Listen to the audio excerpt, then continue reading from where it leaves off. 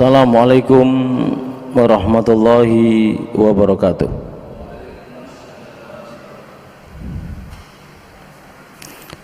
Innal hamdalillah hamda abdin yarju bihi minhu fathan kabira wa yas'aluhu qailan rabbi adkhilni madkhala sidqin wa akhrijni makhraja sidqin waj'alni min ladunka sultanan nasira. Wa sallallahu sallama wa sarrafa wa majjada wa 'azzama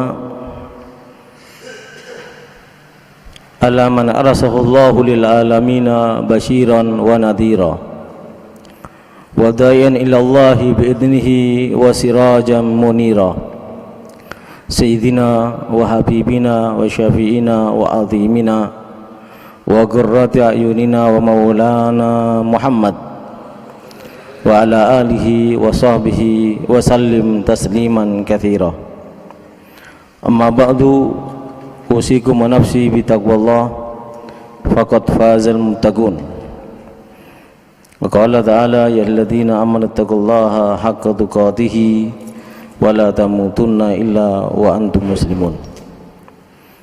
Al-hadirun al-muhtaramun, pada kesempatan yang mulia ini kita akan membaca lanjutan babul mujahadah, hadis yang ke-12. Di sini disebutkan an Abi Rabi'ah an Abi Firas Rabi'ah bin Ka'ab al-Aslami khadimi Rasulillah sallallahu alaihi wasallam min ahli Sufah.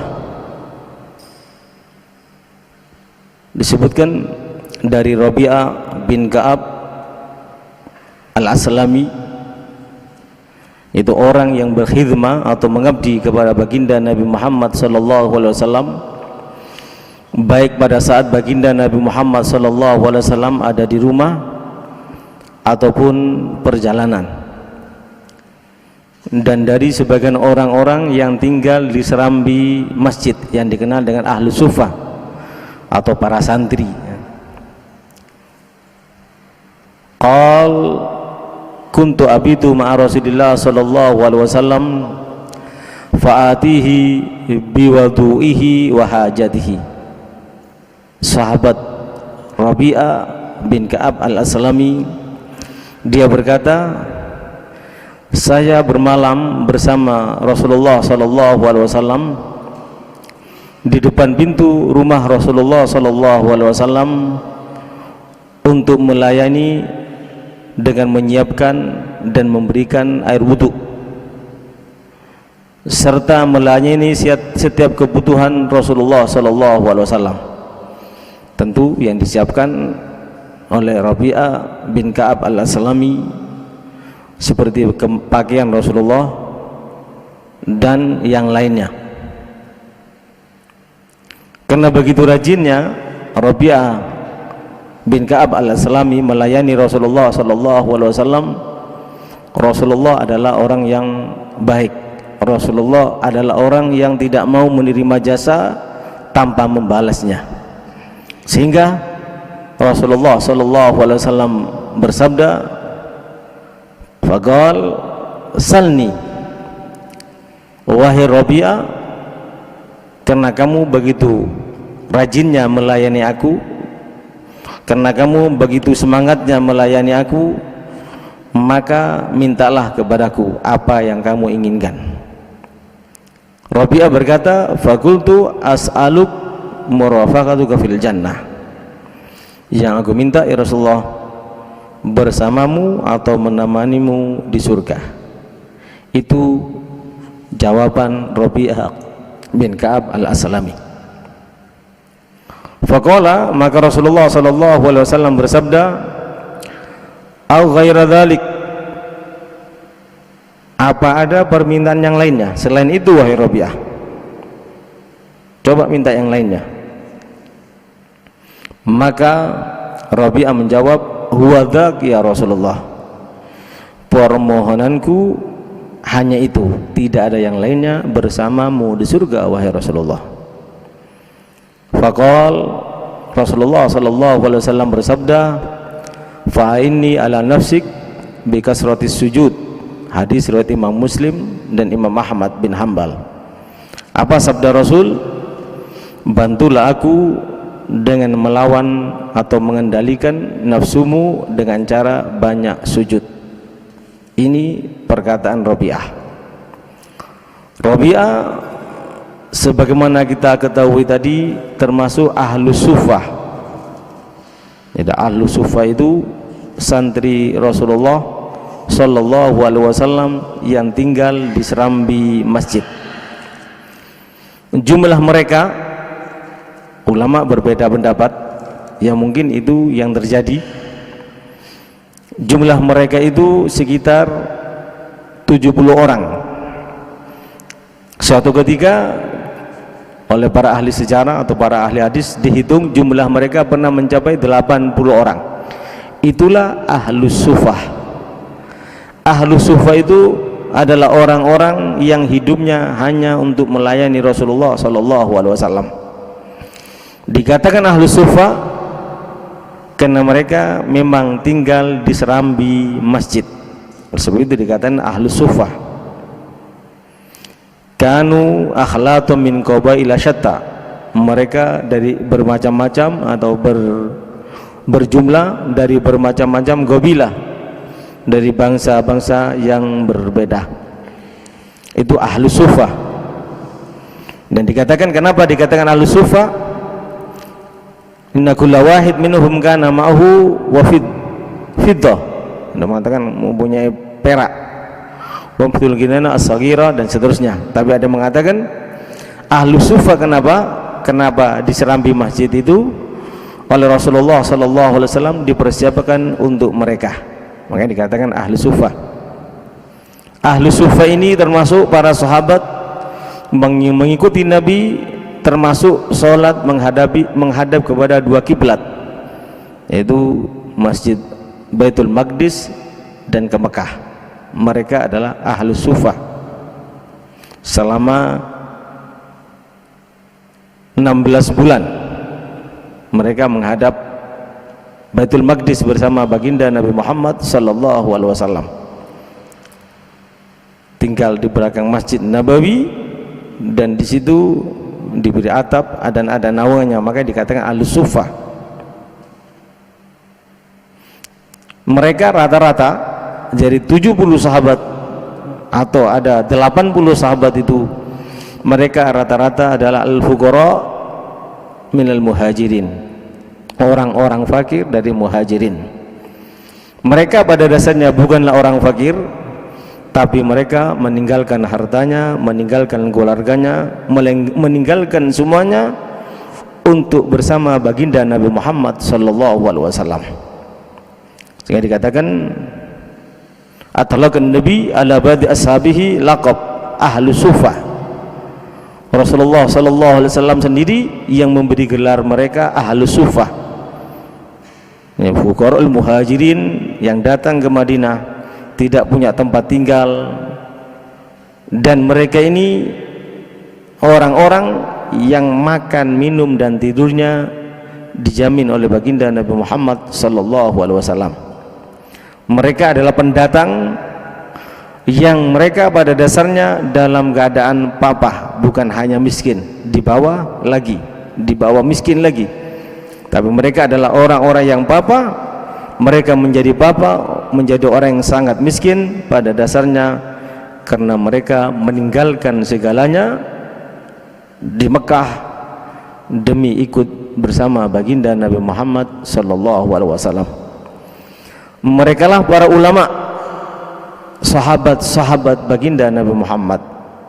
Ada di antara mereka yang bernama Abu Hurairah, ada yang bernama di antara Abu Dzar Al-Ghifari, ada di antara mereka yang bernama Wathila bin Al-Asqa, ada yang bernama di antara Qais, ada di antara mereka juga namanya Ka'ab bin Malik Al-Ansari, Sa'id bin Amir, Salman Al-Farisi, Asma binti Haritha bin Sa'id Al-Aslami, Handalah bin Abi Amr Al-Ansari, Hazim bin Harmalah, Haritha bin Nu'man, Al-Ansari, An-Najjari, Hudzaifah. Ada juga di antara mereka Hudzaifah bin Asad, ada juga Hudzaifah bin Yaman.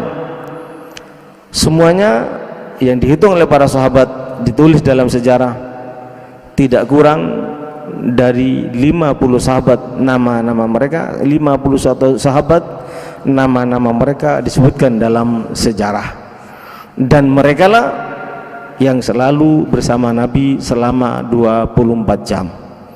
Mereka lah yang selalu melayani baginda Nabi Muhammad sallallahu alaihi wasallam.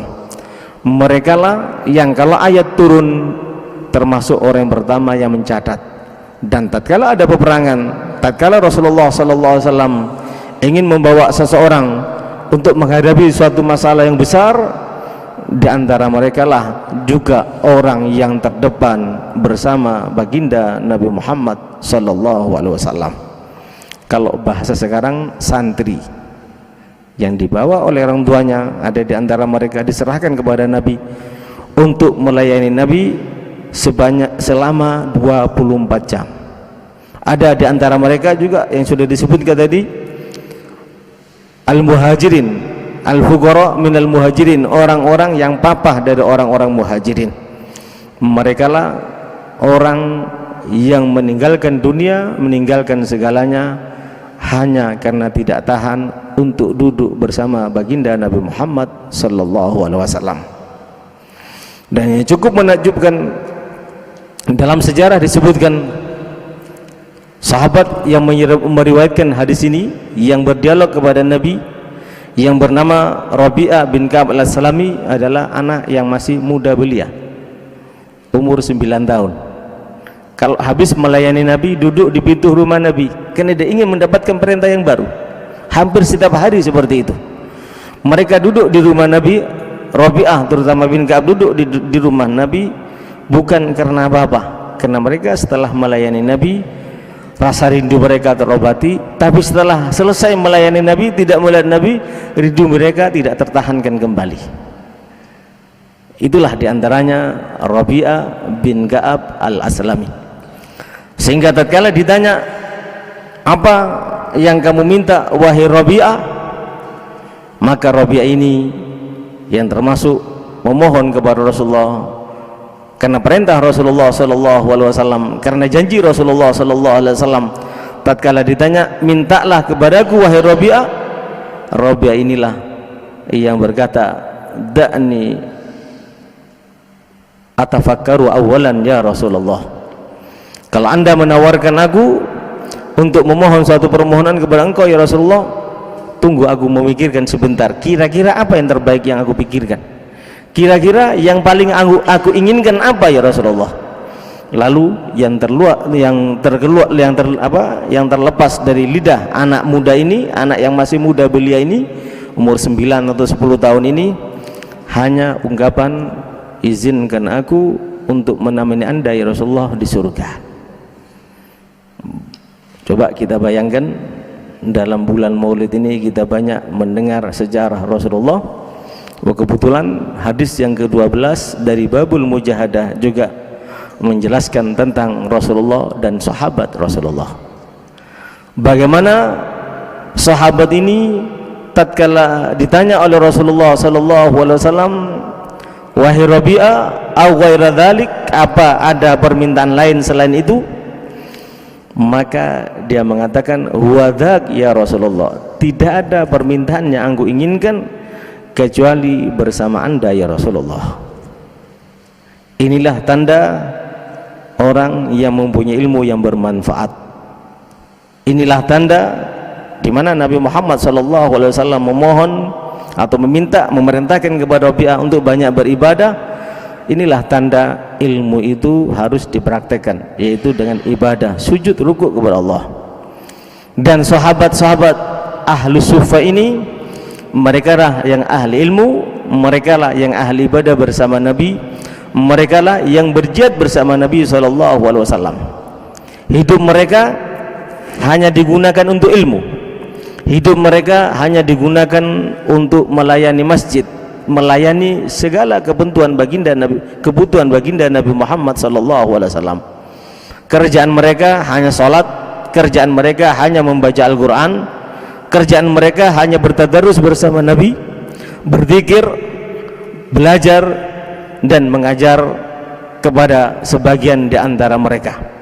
Mereka lah kader-kader baginda Nabi Muhammad sallallahu alaihi wasallam. Mereka lah yang mengajar Al-Quran dan mengajar hadis-hadis baginda Nabi Muhammad. Mereka lah penghafal Al-Quran, sebagaimana kita kenal Abu Hurairah dan para sahabat yang lainnya.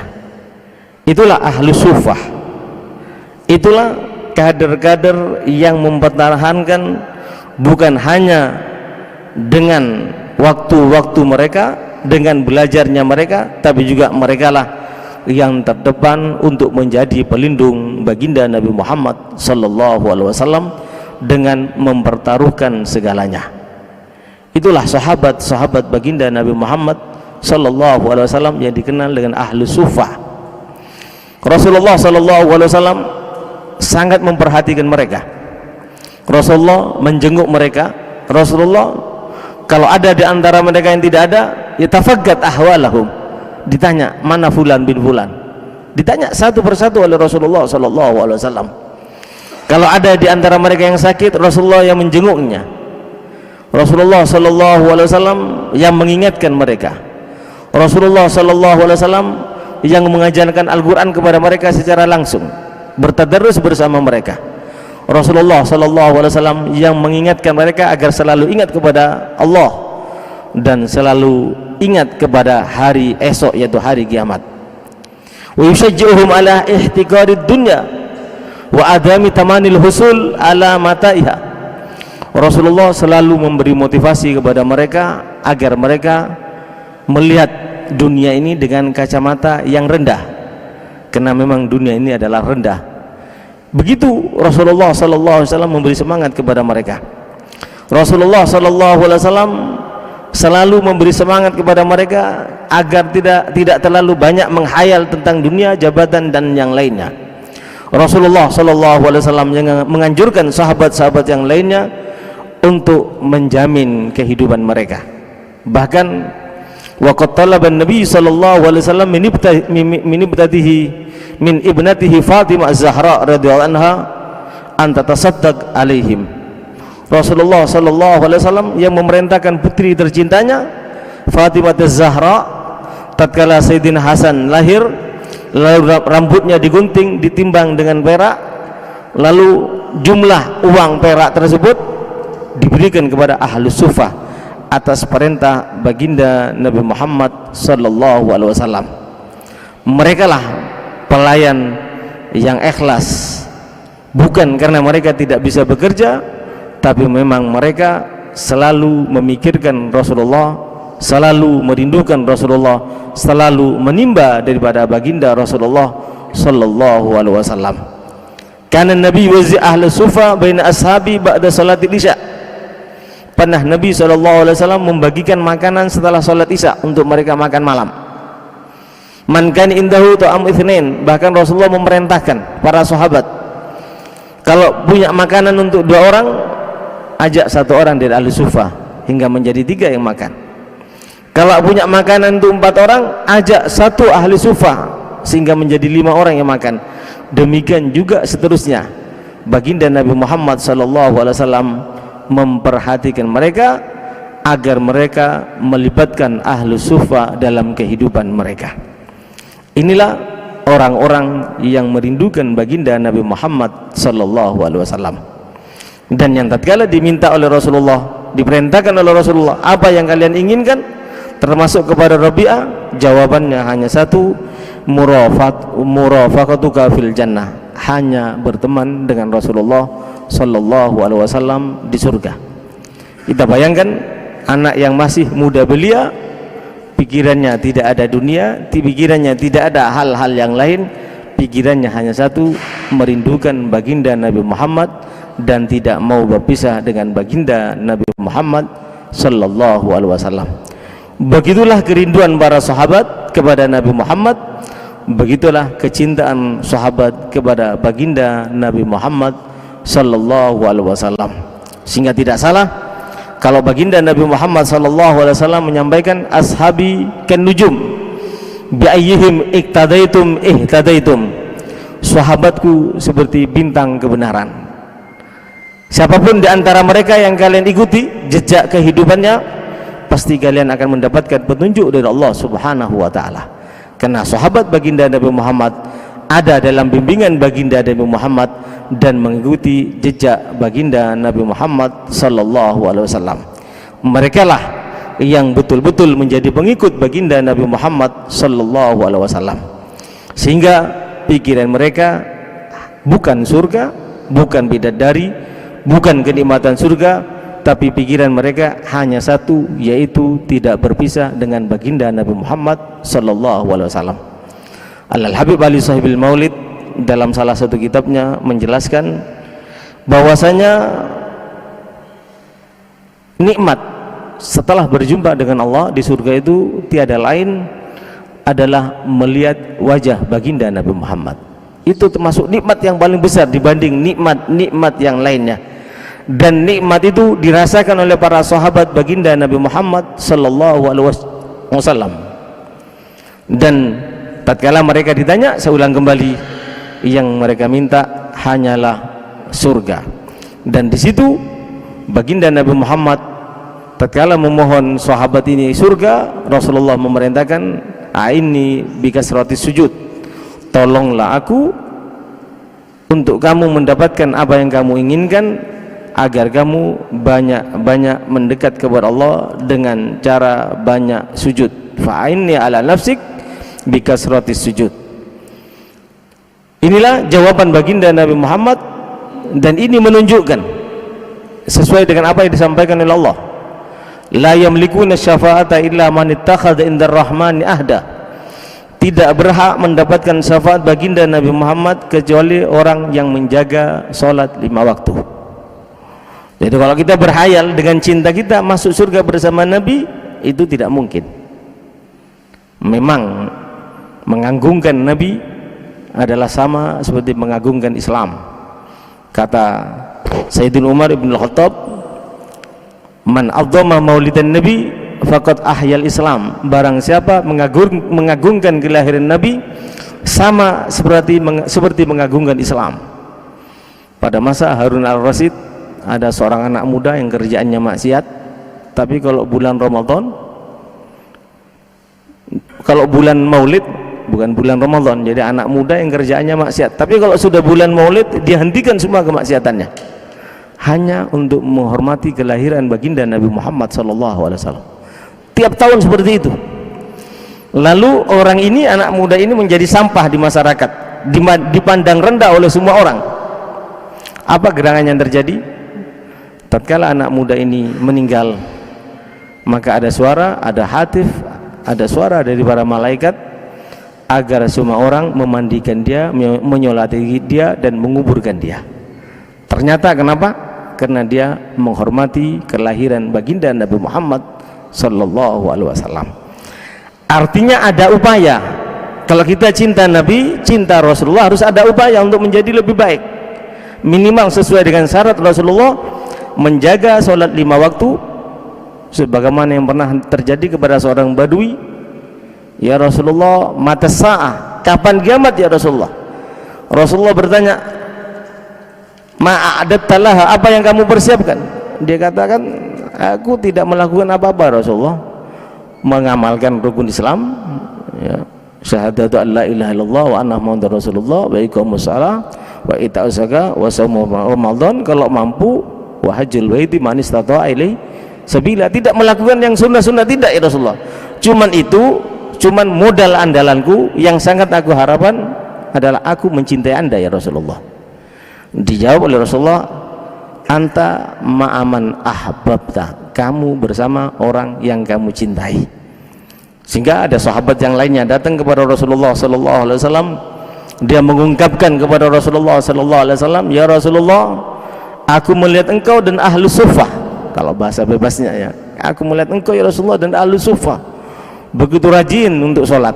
Sahabat-sahabat yang lainnya yang kaya-kaya seperti Utsman ibn Affan, Abdurrahman bin Auf, dan yang lainnya begitu dermawan, aku juga senang ya Rasulullah, cinta kepada kalian yang berbuat seperti itu, bangun malam, tahajud, baca Al-Quran, sedekah, zakat, membantu saudaranya.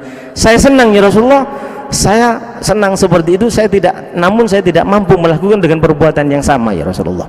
Saya cinta kepada mereka, saya suka kepada mereka, walaupun aku tidak mampu melakukan perbuatan yang mereka lakukan ya Rasulullah.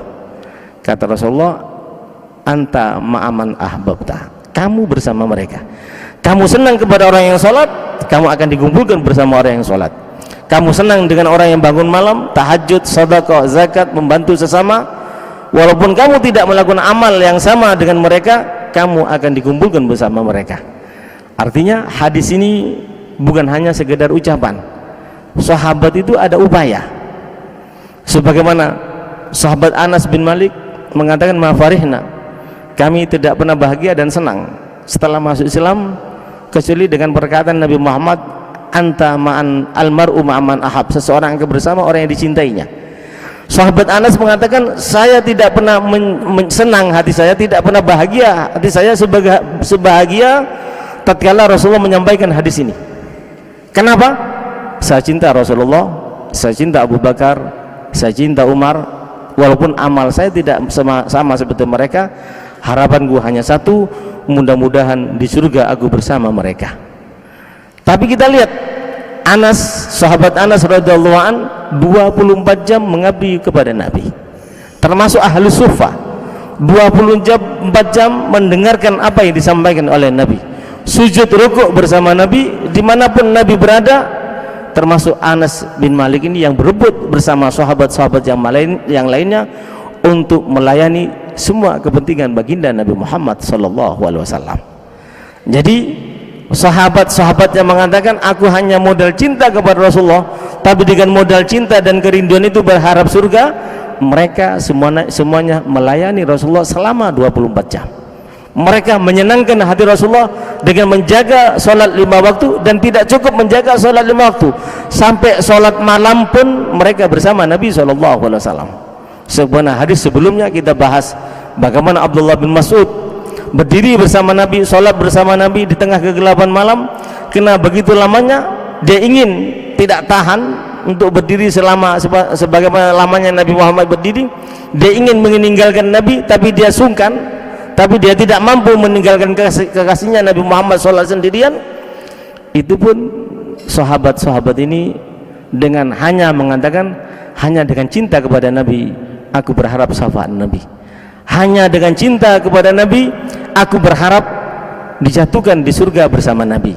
Tapi amal perbuatan mereka sangat luar biasa. Jadi tidak salah, walaupun ini selalu saya sampaikan, tidak salah apa yang disampaikan oleh Hasan Al-Basri, la yawurannaka qaulal ghail, jangan kamu terbuai dengan perkataan orang yang selalu menyampaikan almar'u ma'aman ahab, orang akan dikumpulkan bersama dengan orang yang dicintai. Pecinta sahabat Nabi Muhammad selalu berbuat untuk menyenangkan hati Nabi Muhammad. Pecinta Nabi Muhammad tidak melanggar syariat baginda Nabi Muhammad. Pecinta Nabi Muhammad mengorbankan segalanya, termasuk ahlu sufa, mau hidup sengsara demi baginda Nabi Muhammad SAW. Pecinta Nabi Muhammad seperti Sayyidina Utsman, Sayyidina Abdurrahman bin Auf, Sayyidina Ali bin Abi Thalib, Sayyidina Abu Bakar As-Siddiq, dan juga Sayyidina Umar bin Khattab. Pecinta Rasulullah, mereka mengorbankan segalanya untuk Rasulullah, mengorbankan dirinya, mengorbankan hartanya, mengorbankan keluarga dan mengorbankan segala ketenarannya untuk Rasulullah. Baru mereka berkata, aku berharap surga hanya karena cintaku kepada Rasulullah. Tapi cinta mereka sudah terbukti. Oleh sebab itu Imam Hasan Al-Basri mengatakan, jangan kamu terbuai dengan perkataan yang selalu disampaikan hadis Rasulullah, orang akan bersama dengan yang dicintainya. Seakan-akan Imam Hasan Al-Basri mengatakan, kamu mengatakan ingin seperti sahabat, almar'u ma'aman ahab, pelajari sahabat Nabi Muhammad, pelajari Umar bin Khattab, di mana dia tatkala diperintahkan hijrah ke Madinah, dia tidak mampu untuk meninggalkan baginda Nabi Muhammad di kota Mekah. Dari satu sisi diperintah, tidak bisa melanggar perintah Rasulullah. Dari sisi lain hatinya berat untuk meninggalkan Rasulullah, karena dia yang dikatakan oleh Rasulullah tatkala mengatakan aku cinta engkau ya Rasulullah setelah diriku, anakku dan kedua orang tuaku yang dikatakan tidak beriman, sampai beliau mengatakan aku cinta engkau pada ya Rasulullah wa min nafsi allati baina jambayya, melebihi jiwaku sendiri ya Rasulullah. Sayyidina Umar yang mengorbankan ketenangannya, Sayyidina Umar yang mengorbankan kebangsawanannya, Sayyidina Umar yang mengorbankan ketokohannya untuk Rasulullah, tapi tatkala mengatakan cintanya kepada Rasulullah setelah yang lainnya dikatakan tidak beriman oleh Rasulullah secara sempurna. Berarti apa? Semua yang mengatakan beriman kepada Rasulullah, cinta kepada Rasulullah, bersama Rasulullah, dijamin oleh Rasulullah, kata Imam Hasan Al-Basri, mereka yang telah membuktikan cintanya kepada Rasulullah Sallallahu Alaihi Wasallam. Sebagaimana kita ketahui bersama, ada seorang ibu datang, ini hanya untuk membangkitkan kecintaan sahabat yang harus kita bangkitkan dalam diri kita. Sebagaimana yang kita ketahui bersama, seorang ibu datang kepada Aisyah radhiyallahu anha, ikshifi li qabran Nabi, wahai Aisyah, izinkan aku rindu Nabi, aku cinta Nabi, aku kangen Nabi, izinkan wahai Aisyah buka kuburan Nabi, aku ingin melihatnya. Yang kalau biasanya aku menatap langsung, jadi istri-istri para sahabat itu selalu berbondong-bondong datang kepada Nabi dengan izin suaminya, yang juga kadang-kala berebut dengan suaminya. Mereka meninggalkan rumah, kadang-kadang meninggalkan suami dan anaknya, bukan karena mereka bertengkar dengan keluarganya, tapi karena kerinduannya tidak tahan untuk tidak melihat Nabi. Termasuk sahabat perempuan ini, izinkan aku wahai Aisyah untuk melihat kuburan Nabi, walaupun tidak melihat wajah Nabi secara langsung, bukakan untukku kuburan Nabi. Tatkala melihat kuburan Nabi, dia menangis karena rindunya, meninggal di tempat. Begitulah sahabat-sahabat Rasulullah Sallallahu Alaihi Wasallam, yang diantara mereka selalu. Jadi makanya kalau dikatakan mengingat Nabi, memperingati hari kelahiran Nabi itu dipermasalahkan, kalau kata Syed Muhammad Ibn Al-Maliki, itu tidak perlu dipermasalahkan. Yang perlu dipermasalahkan cara memperingati, dengan cara yang mendekatkan diri kepada Allah atau menjauhkan kita kepada Allah.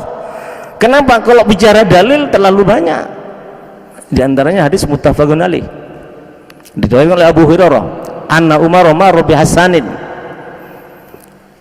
yunsitu fil masjid fala hadza ilaihi. Sayyidina Umar jalan di masjid, melihat Sayyidina Hasan bin Sabit memuji-muji Nabi di masjid, ya. Yang diantaranya wa ajmalu minka lam tara qattu aini, lebih tampan dari engkau ya Rasulullah aku tidak pernah melihat, mataku tidak pernah melihat. Wa afdalu minka lam talidin nisa'u, lebih mulia, lebih hebat dari engkau tidak akan pernah terlahirkan, yang telah akan datang atau sekarang tidak ada yang seperti engkau ya Rasulullah, tidak pernah terlahirkan oleh perempuan. Wulidta mubarra'an an kulli aibin, kau dilahirkan tanpa cacat sama sekali. Ulid gulaibin ka'annaka qad ulidta kama tasya'u, seakan-akan kau dilahirkan ke muka bumi ini bukan atas kehendak Allah, tapi atas kehendakmu dan keinginanmu, bagaimana bentuknya, bagaimana keadaannya. Sampai di situ. Tatkala Sayyidina Hasan bin Sabit mengumandangkan syair-syair ini di mimbar baginda Nabi Muhammad, Sayyidina Umar lewat, maka Sayyidina Hasan tidak terima. Apa kata Sayyidina Hasan? Laqad kuntu unsidu fihi wa fihi mimman khairun minka. Tahukah kamu wahai Umar, aku sudah melantunkan syair-syair pujian untuk Nabi ini di masjid ini, di mimbar ini, di hadapan orang yang jauh lebih mulia daripada kamu, dan disaksikan oleh ahlu sufa, termasuk ada Abu Hurairah di situ. Iya apa tidak wahai Abu Hurairah? Dijawab oleh Abu Hurairah, Allahumma na'am. Jadi bukan hanya tiap bulan Maulid, andai kata tiap hari, kita tidak bisa membalas jasa baginda Nabi Muhammad. Dan begitulah cara para sahabat mengingat baginda Nabi Muhammad, dan Nabi Muhammad mengingatkan, seakan-akan Rasulullah SAW menjawab, aku tahu kalian cinta kepada aku tahu kalian merindukan aku, tapi aku ingatkan kepada kalian, jangan tinggalkan sholat. La yamlikuna syafa'ata illa man ittakhadha indar rahmani ahda, karena tidak berhak mendapatkan syafaat Rasulullah kecuali orang yang menjaga salat 5 waktu. Dan dalam hadits qudsi Rasulullah SAW menyampaikan fima yarwi an rabbi, seorang hamba mendekatkan diri kepada Allah bil faraid, setelah yang wajib dia lakukan, lalu yataqarrab ilayya bin nawafil, kata Allah, mendekatkan diri kepadaku dengan amalan-amalan sunnah. Kalau perintah Nabi tadi, bantu aku untuk kamu banyak sujud, berarti bukan hanya yang wajib, sunnah pun kamu lakukan. Kata Allah subhanahu wa ta'ala, kalau yang wajib sudah dia lakukan, ditambah dengan sunnah, hatta uhibbu, sampai aku mencintainya. Kalau aku sudah mencintainya, apa yang dia inginkan adalah keinginanku, kata Allah. Kalau dia memukul, sama seperti aku memukul. Kalau dia memohon, apapun yang dia lakukan, sama seperti aku yang melakukan. Kalau mengharapkan surga, pasti akan dia dapatkan. Dan itu perintah baginda Nabi Muhammad sallallahu alaihi wasallam. Mudah-mudahan apa yang saya sampaikan ini menambah kecintaan kita kepada baginda Nabi Muhammad, tapi cinta yang dibuktikan dengan amal perbuatan yang baik, dengan tidak meninggalkan perbuatan-perbuatan yang wajib, dengan menjaga, menghindarkan diri daripada kemaksiatan, sehingga kecintaan kita ini betul-betul menghadiahkan dekat bersama Rasulullah, masuk surga bersama Rasulullah, dan bisa menemani Rasulullah di surga. Amin Allahumma amin. Dan mudah-mudahan dengan demikian kita diwafatkan dalam keadaan husnul khatimah. Ya Allah bihayallah bihayallah bihayallah bisnul khatimah. Ya Allah bihayallah bihayallah bihayallah bihayallah bisnul khatimah. Ya Allah bihayallah bihayallah bihayallah bihayallah bisnul khatimah. Ya Allah bihayallah bihayallah bihayallah bisnul khatimah. Bijahi tahar rasul jud rabbana bil qabul wa hab lana kullasul. Rabbi istajib li amin. Rabbi fanfa'na bi barakatihim wahdinal husna bi hurmatihim wa amithna fi tariqatihim wa mu'afatin minal fitani wa mu'afatin minal fitani wa mu'afatin minal fitani wal afwa minkum. Wassalamu alaikum warahmatullahi wabarakatuh.